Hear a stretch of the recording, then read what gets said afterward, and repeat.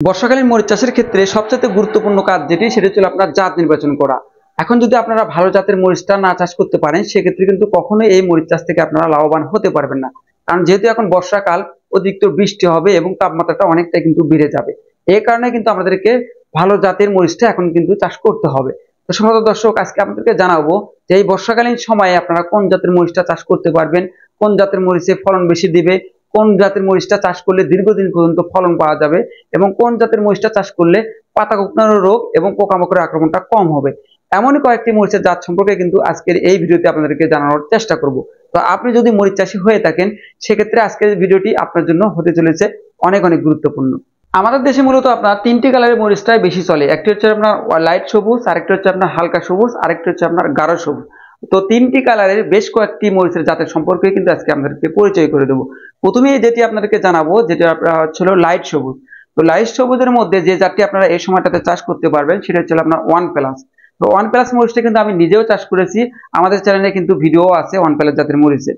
সম্মানিত দর্শক, one plus মরিচটা কিন্তু আপনার কালার দিক দিয়ে হবে হচ্ছে আপনার লাইট সবুজ এবং গাছের উচ্চতা হবে হচ্ছে আপনার 3 থেকে 4 ফিট এবং গাছটা ফলন দিবে হচ্ছে আপনার 6 থেকে 7 মাস এবং এই গাছের গড় ফলন আপনার হবে হচ্ছে আপনার 4 থেকে 5 কেজি। যদিও ফলনের বিষয়টা একেবারে 100% বলা যায় না, কারণটা হচ্ছিল আপনার এই ফলনটা নির্ভর করে টোটালি আপনার এই ফসলের উপর বা গাছের উপর। তো ওয়ান প্লাস মরিচটা কিন্তু আপনার পোকামাকড়ের আক্রমণ বা পাতা কুঁকড়ানো রোগটা কিন্তু অনেকটা কম হয়ে থাকে। তো আমি কিন্তু নিজেও চাষ করেছি ওয়ান প্লাসটা। তো আপনাদের এলাকায় যদি আপনার লাইট সবুজ মরিচের চাহিদাটা ভালো থাকে সেক্ষেত্রে কিন্তু আপনারা এই ওয়ান প্লাস মরিচটা কিন্তু আপনারা চাষ করতে পারবেন। এবার আপনাদেরকে জানাবো যে হালকা সবুজ মরিচের মধ্যে কোন জাতটা আপনারা চাষ করতে পারবেন। তো হালকা সবুজ মরিচের মধ্যে যে জাতটা আপনারা চাষ করতে পারবেন সেটা হচ্ছে আপনার ধূমকেতু। তো ধূমকেতু মরিচটা কিন্তু আমি নিজেও গত বছর চাষ করেছিলাম। আমাদের চ্যানেলে কিন্তু ধূমকেতু, ওয়ান প্লাস, নাগাফায়ার বেশ কয়েকটি মরিচের জাতেরই কিন্তু ভিডিও দেওয়া আছে এবং সেগুলো ভিডিও দেখে কিন্তু আপনারা এই জাতটা নির্বাচন করতে আরো সুবিধা হবে। আপনারা চাইলে কিন্তু সেগুলো ভিডিও চাইলে দেখে আসতে পারেন। তো ধূমকেতু মরিচটা কিন্তু আপনারা এই বর্ষাকালীন সময়ে চাষ করতে পারবেন, কারণ এই জাতের মরিচের কিন্তু আপনার তাপমাত্রা এবং বৃষ্টি সহনশীল একটি জাত। তো এই সময়টাতে যদি আমরা চাষ করি সেক্ষেত্রে কিন্তু পাতা কুঁকড়ানো রোগটা অনেকটাই কম লাগবে। আর ধূমকেতু মরিচের কালারটা হবে কিন্তু হালকা সবুজ, গাছের উচ্চতা হবে আপনার 3 থেকে 4 ফিট এবং আপনার গাছের জীবনকালটা হয়ে থাকে 6 থেকে 7 মাস পর্যন্ত। তো আপনারা কিন্তু এই ধূমকেতু জাতের মরিচটা এই সময়টাতে আপনারা চাষ করতে পারবেন। তো এরপর আসি যে হালকা সবুজের মধ্যে আরেকটি মরিচের জাতের কথা বলবো, সেটি হচ্ছে আপনার বিজলি প্লাস 2020। তো বিজলি প্লাস 2020টাও কিন্তু এই সময়টাতে খুবই ভালো হয়ে থাকে এবং পাতা কুঁকড়ানো রোগটা অনেকটা কম লেগে থাকে। তো এরপর আসি যে এটার ফলন কিরকম বা এটার মরিচের কালারটা কিরকম।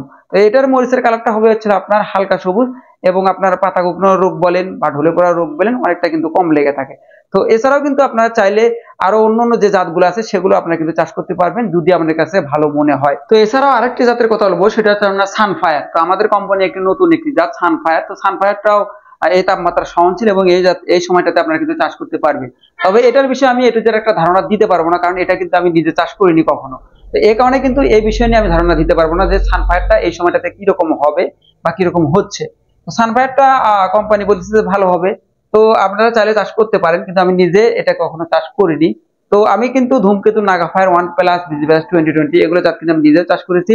এ কারণে কিন্তু আপনাদেরকে একটা সাহস দিতে পারতেছি যে ভাই এগুলো জাত কিন্তু এই সময়টাতে ভালো হবে। তো এরপর আসি যে গাঢ় সবুজ মরিচের মধ্যে আপনারা কোন মরিচটা চাষ করতে পারবেন। তো গাঢ় সবুজ মরিচের কিন্তু সব এলাকাতে কিন্তু একটা ভালো একটা চাহিদা থাকে। তো গাঢ় সবুজের মধ্যে যে জাতটির কথা বলবো সেটা হচ্ছে আপনার নাগাফায়ার। তো নাগাফায়ারটা কিন্তু এই সময় চাষ করতে পারবেন। এছাড়া কিন্তু আপনার নাগাফায়ার প্লাস যেটা আসছিল আমাদের, নাগাফায়ার প্লাসটা কিন্তু কালারটা অনেকটা সুন্দর হয় এবং মরিচগুলো কিন্তু অনেকটা সজা হয়। এই কারণে কিন্তু বাজারে চাহিদাটা অনেক বেশি হয়ে থাকে। তো নাগাফায়ার অথবা নাগাফায়ার প্লাস এই সময়টাতে কিন্তু আপনারা চাষ করতে পারবেন। এছাড়া কিন্তু আরেকটি জাত আছে, সেটা হচ্ছে আপনার সাকাতা কিং হট। তো সাকাতা কিং হটটা কিন্তু আপনার এই সময়টাতে চাষ করতে পারবেন, কারণ সাকাতা কিং হট একটা ইন্ডিয়ান জাত। তো এটার কালারটা কিন্তু অনেকটা সুন্দর হয়, মরিচের কালারটাও অনেকটা সুন্দর, মরিচের সাইজও অনেকটাই ভালো এবং গাছের জীবনকাল 6 থেকে 7 মাস হয়ে থাকে এবং পাতা কুঁকড়ানোর রোগটা কিন্তু অনেকটা কম হয়ে থাকে। তো সাকাতা কিং হটটা কিন্তু আপনারা এই সময়টাতে চাষ করতে পারবেন। এটার কালারটা কিন্তু অনেক সুন্দর এবং ভালো। এছাড়া কিন্তু আমাদের বাংলাদেশে একটা জাত আছে এর মালিক সিডে, সেটা হচ্ছে আপনার সুপার হট। তো সুপার হট মরিচটাও কিন্তু এই সময় চাষ করা যায়, কালারটা অনেক ভালো হয়। তবে সুপার হট মরিচটা আমার কাছে একটা সমস্যা মনে হয়, সেটা হচ্ছে আপনার সুপার হট মরিচটা একটু চিকন হয়। তো যাদের এলাকায় চিকন মরিচের চাহিদাটা ভালো থাকে তারা কিন্তু সুপার হটটা নির্বাচন করতে পারেন, কিন্তু আমাদের এখানে একটু মোটা মরিচের চাহিদাটা বেশি থাকে এবং যে মরিচের ওজনটা বেশি হয় সেটা চাহিদাটা ভালো থাকে, এই কারণে আমাদের এখানে সুপার হটটা কম চলে। তো আপনাদের এলাকায় যদি চিকন মরিচ বা গাঢ় সবুজ মরিচ চলে সেক্ষেত্রে কিন্তু আপনারা এই সুপার হটটাও চাষ করতে পারবেন।